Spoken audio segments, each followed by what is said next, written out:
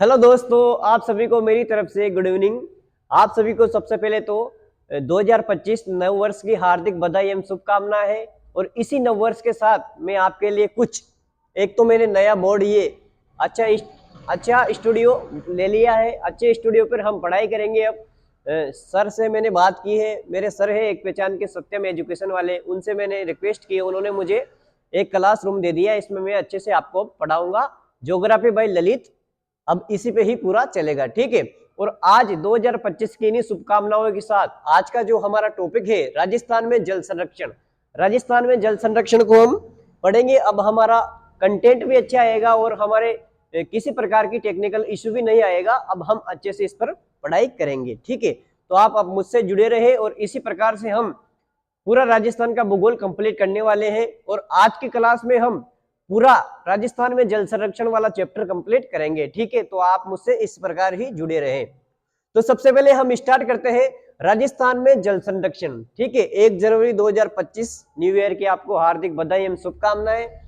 इसी के साथ आप स्टार्ट कर लो पढ़ना राजस्थान में जल संरक्षण, ठीक है। जल संरक्षण का मतलब तो आप जानते ही है कि जो भी बहता हुआ जल है या फिर बेकार में इधर उधर डुल रहा है उसको किस प्रकार से संरक्षण किया जाए, उसको ही हम जल संरक्षण कहते हैं। किस प्रकार से उसका उपयोग किया जाए, पीने में नहीं तो उसका उपयोग सिंचाई में ही करें या फिर और भी कहीं कार्य हैं जिनमें हम उनका उपयोग कर सकते हैं, ठीक है।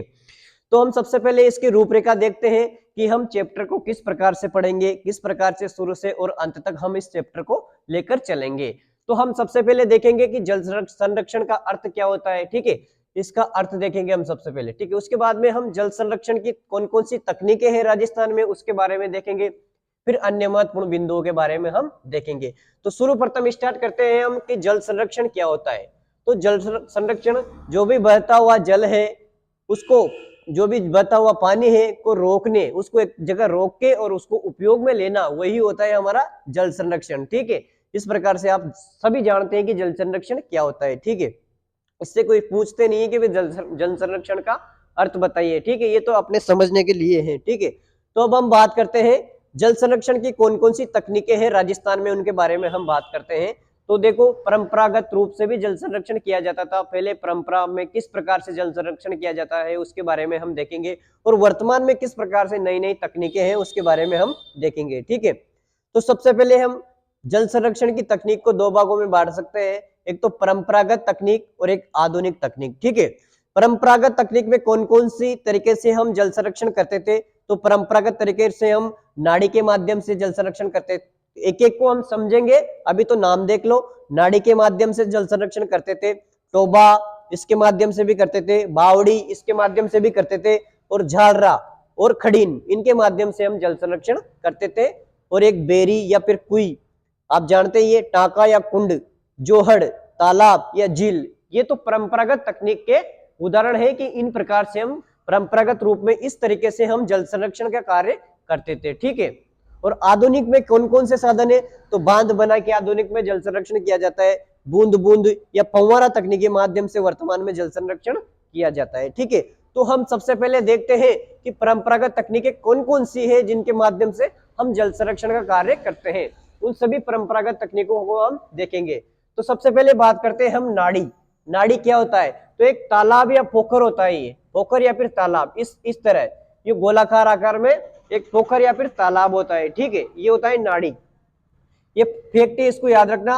1520 ईस्वी में राजस्थान की प्रथम नाड़ी राव जोधा के वंशजों के द्वारा बनाई गई, ठीक है। कब। 1520 में राजस्थान की पहली नाड़ी राव जोधा के वंशजों द्वारा बनाई गई, ठीक है। ये तो हो गया नाड़ी। अब बात करते हैं टोबा। टोबा क्या होता है। तो नाड़ी से थोड़ी गहरे आकार का होता है, थोड़ा गहरा होता है नाड़ी से, वो होता है टोबा। इस प्रकार नीचे थोड़ा गहरा होता है, उसमें जल भरा रहता है, उसको हम टोबा कहते हैं, ठीक है। वर्षा जल संरक्षण किया जाता है, इस वर्षा का जल का संग्रहण किया जाता है इसमें टोबा में। और उस जो जल होता है उस जल का उपयोग हम पेयजल में भी लेते हैं और पेयजल के साथ साथ सीमित सिंचाई में भी उसका उपयोग लिया जा सकता है, ठीक है। इसका टोबा का जो जल होता है।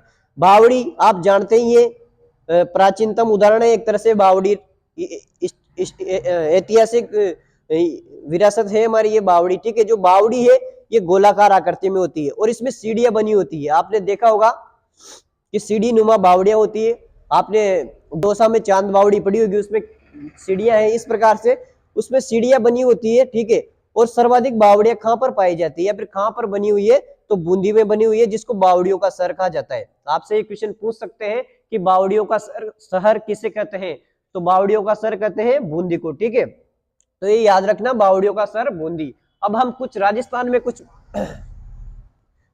में कुछ महत्वपूर्ण बावड़ियों की बात करते हैं। आपको तो पता ही होगा कि वर्तमान में 41 जिले और 7 संभाग हमारे राजस्थान में बन गए हैं, ठीक है। तो अब उनके अनुसार ही बात कर रहे हैं। तो हम कुछ महत्वपूर्ण बावड़ियों की बात करते हैं जहां से एग्जाम में क्वेश्चन आते हैं। RS प्री जैसे एग्जाम में इस प्रकार के क्वेश्चन पूछ लेते हैं। तो हम मैप के माध्यम से कुछ महत्वपूर्ण बावड़ियों की बात करते हैं। सबसे पहले हम बात करते हैं कि जोधपुर में कौन सी बावड़ी है, तो बूथ बावड़ी है जोधपुर में। आपसे पूछे कि बूथ बावड़ी कहाँ है, तो जोधपुर में है। सिरोही में कौन सी है, सिरोही में लाहिनी बावड़ी और दूध बावड़ी सिरोही में है, ठीक है। डूंगरपुर में है नवलखा बावड़ी, उदयपुर में है त्रिमुखी बावड़ी, और टोंक में है हाड़ी रानी बावड़ी, जो कि टोडा राय सिंह के टाइम पे बनाई गई थी या उसने बनवाई थी, हाड़ी रानी बावड़ी टोंक। जयपुर में है पन्नामीणी बावड़ी, और अलवर में है 9 मंजिला बावड़ी। दौसा में है चांद बावड़ी, ठीक है। और बड़ी और छोटी बावड़ी ये दौसा में है। चांद बावड़ी आपको पता है 120 फीट गरी बावड़ी और आबानेरी दौसा में है, ठीक है। चांद बावड़ी, बड़ी छोटी बावड़ी भी दौसा में है। बूंदी जिसे बावड़ियों का शहर कहते हैं, वहां पर है रानी की बावड़ी, गुलाब बावड़ी, अनारकली बावड़ी, ठीक है। ये है बूंदी में, ठीक है। उदयपुर में त्रिमुखी बावड़ी, ये हमने देख ही लिया।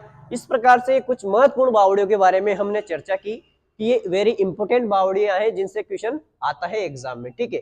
अब हम छोटा जो जल संरक्षण की जो परंपरागत विधि है उसमें झालरा की बात करते हैं। जो झालरा होता है ये आयताकार कुंड होता है, इससे ही क्वेश्चन पूछ लेता है एग्जामिनर, ठीक है, कि जल संरक्षण की परंपरागत विधि जो कि आयताकार कुंड के रूप में बनी होती है वो क्या कहलाती है, तो झालरा कहते हैं उसको। कुछ झालरा आयताकार कुंड होता है, ठीक है।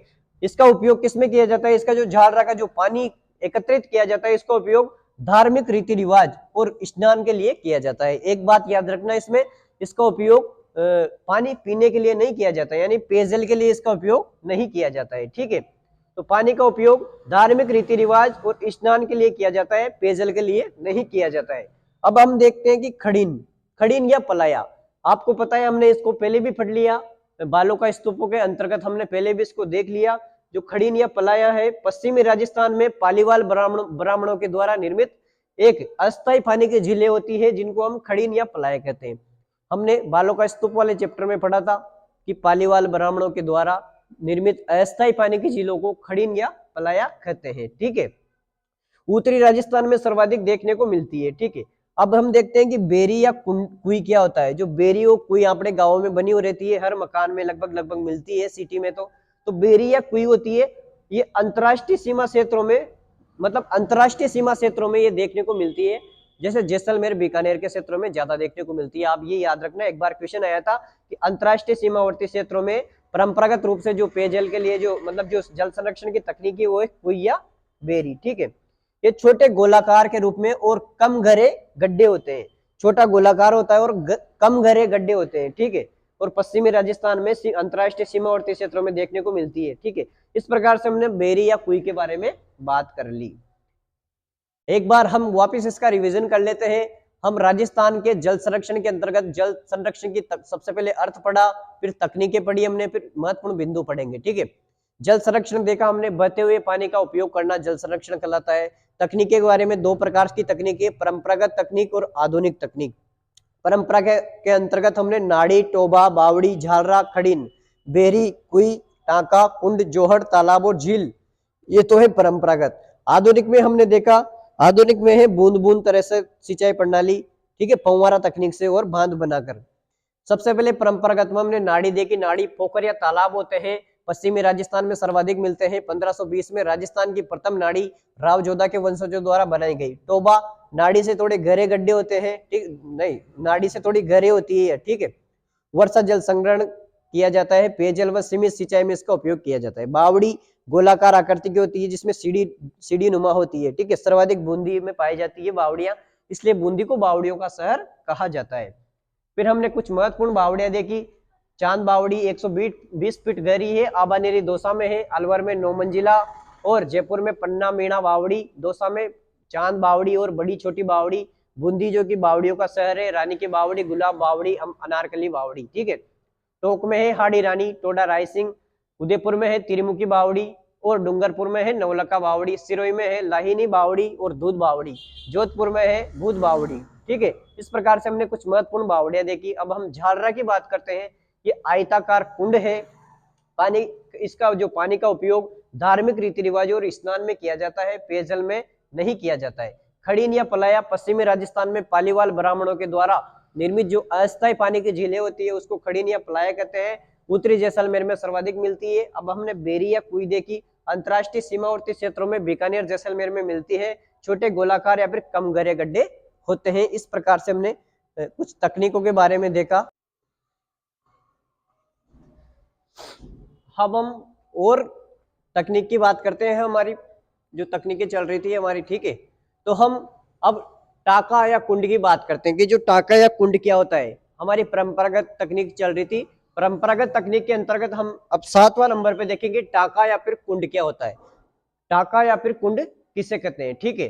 जो टाका या फिर कुंड होता है इसको पेयजल के उद्देश्य से बनाया जाता है, ठीक है। सार्वजनिक स्थानों पर इसका निर्माण किया जाता है और वर्षा जल संग्रहण किया जाता है इसके द्वारा। पालर पानी कहते हैं, जो वर्षा जल होती है उसको पालर पानी भी कहा जाता है, तो उसका संग्रहण इसके अंतर्गत किया जाता है टाका या कुंड में, ठीक है। जल शुद्धता हेतु ऊपर से इसको ढका जाता है, ठीक है। जल में किसी प्रकार की गंदगी ना गिरे इसलिए इसको ऊपर से ढका जाता है, तो जल शुद्धता है तो इसको ऊपर से ढका जाता है। और जोहड़, जोहड़ क्या होता है, तो ग्रामीण क्षेत्र में ढाल की ओर जो बहता हुआ वर्षा जल निम्न भूमि में एकत्रित हो जाता है। मतलब जोहड़ क्या होता है, तो जो ग्रामीण क्षेत्र होता है उसमें ढाल की ओर जो बहता हुआ पानी निम्न भूमि में एकत्रित हो जाता है, उसको हम जोहड़ कहते हैं, ठीक है।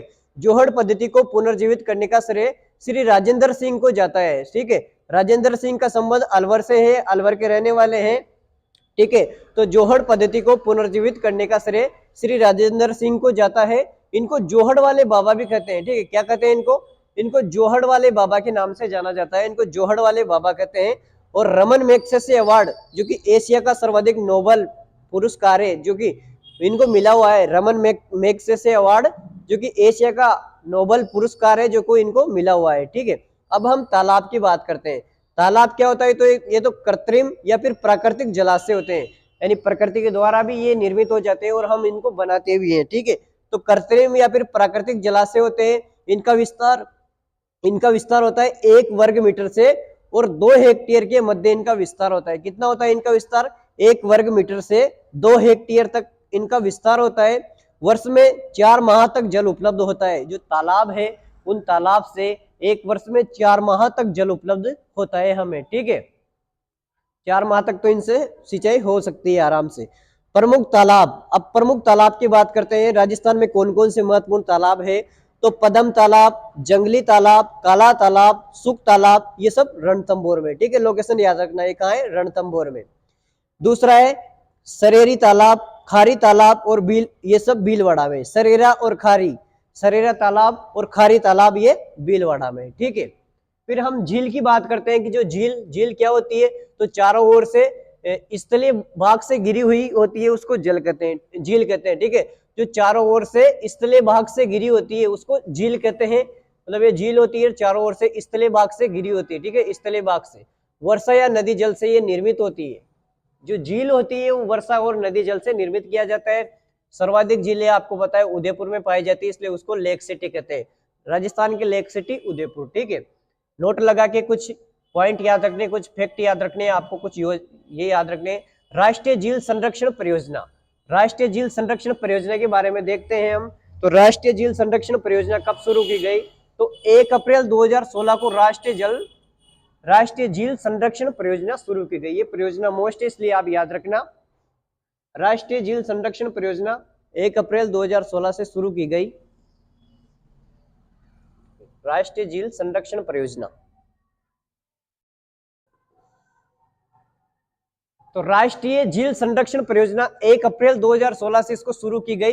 राजस्थान की 5 जिले इसमें शामिल है। ये मोस्ट है, यहाँ से क्वेश्चन पूछते हैं कि राष्ट्रीय झील संरक्षण परियोजना में कौन सी झील शामिल नहीं है या फिर कौन सी झील शामिल है, तो इसमें शामिल है पिछोला, फतेह सागर, नक्की झील, पुष्कर झील और आना सागर झील, ये झीलें इसमें शामिल है। ठीक है, अब हम बजट की बात करते हैं कि इसमें कितना बजट अनुदान है। तो इसमें केंद्र और राज्य सरकार का क्रमशः 60 और 40 इसमें बजट अनुदान है। केंद्र और राज्य का 60-40 का ये अनुपात इसमें है। इसके उद्देश्य क्या है? जो राष्ट्रीय जल संरक्षण परियोजना है, इसका उद्देश्य क्या है?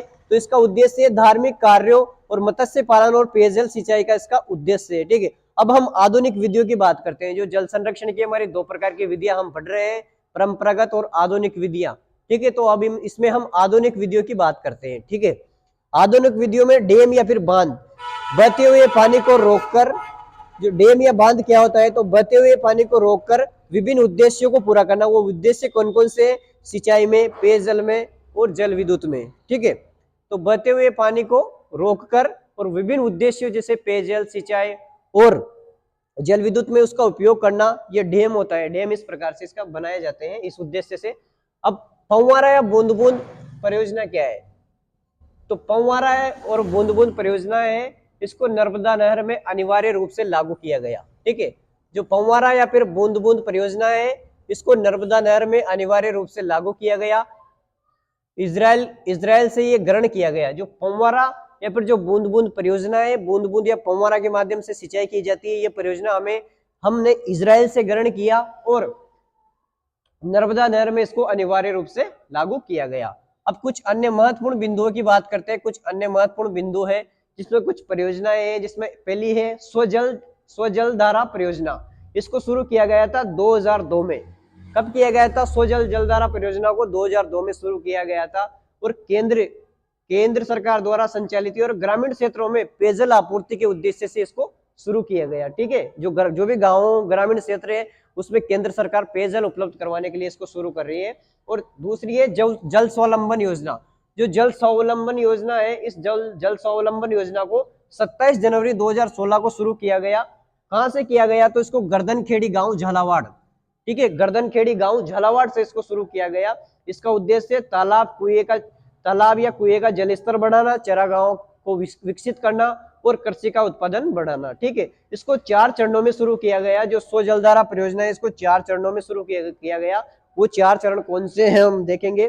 तो पहला चरण है 27 जनवरी 2016 से, दूसरा चरण 9 दिसंबर 2016 को, तीसरा चरण 9 दिसंबर 2017 और फोर्थ चरण 3 अक्टूबर 2018 को शुरू किया गया। ठीक है, अब ये परियोजना है तीसरी, राजीव गांधी जल संचय योजना। ठीक है, जो राजीव गांधी जल संचय योजना है वो राजीव गांधी के जन्म जयंती पर इसको स्टार्ट किया गया।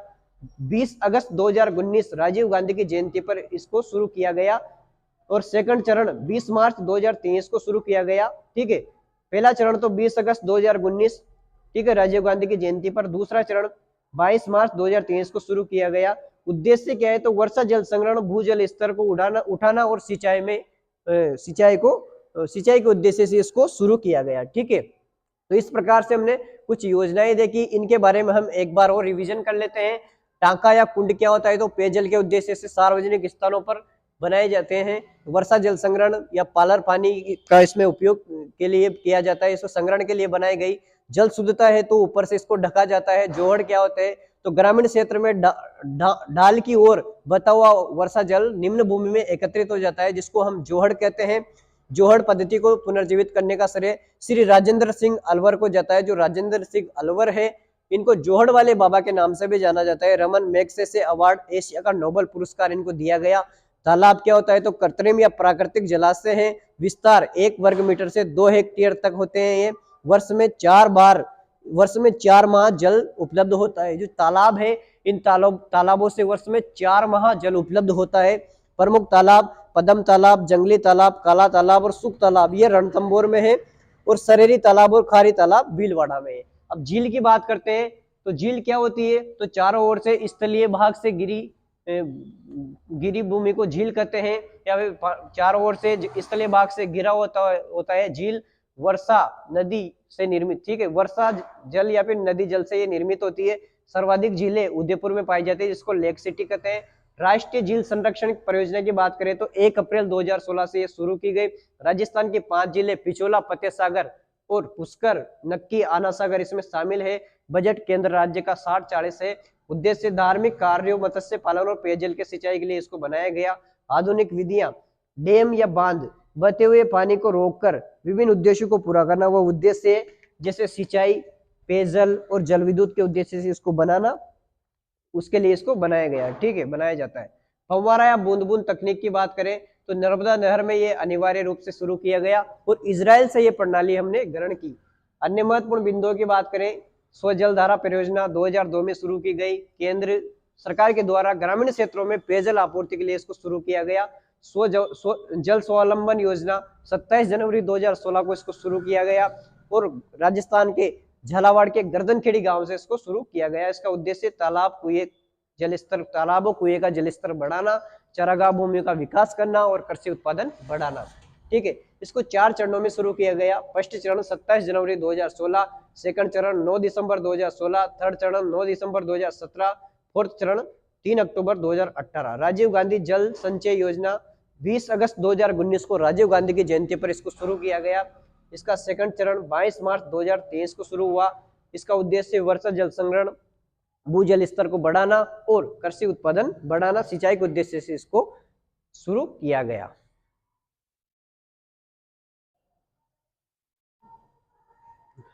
अब हम एक ये योजना की बात करते हैं, अटल भूजल योजना।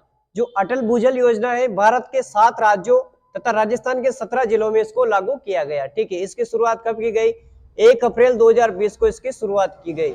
जो अटल भूजल योजना है, इसकी शुरुआत 1 अप्रैल 2020 को की गई। ठीक है, इसका उद्देश्य क्या है? तो भूजल स्तर को ऊपर उठाना और भूजल स्तर को बचाना। ठीक है, सहयोग किस किस का सहयोग इसमें? तो भारत सरकार और विश्व बैंक का इसमें सहयोग है 50-50%।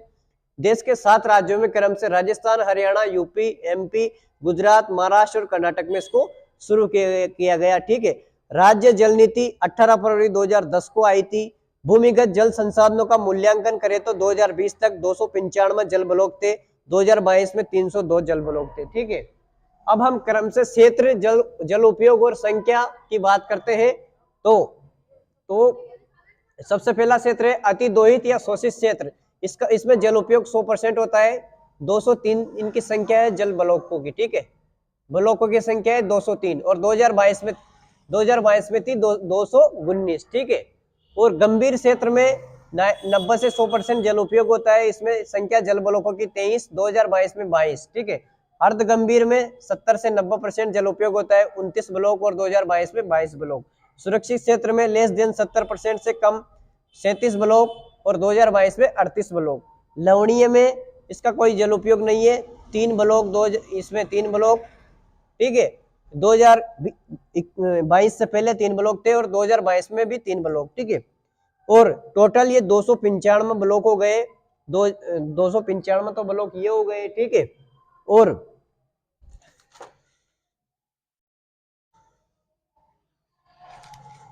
ये 2020 के अनुसार है। ठीक है, 2020 और ये 2022 के अनुसार।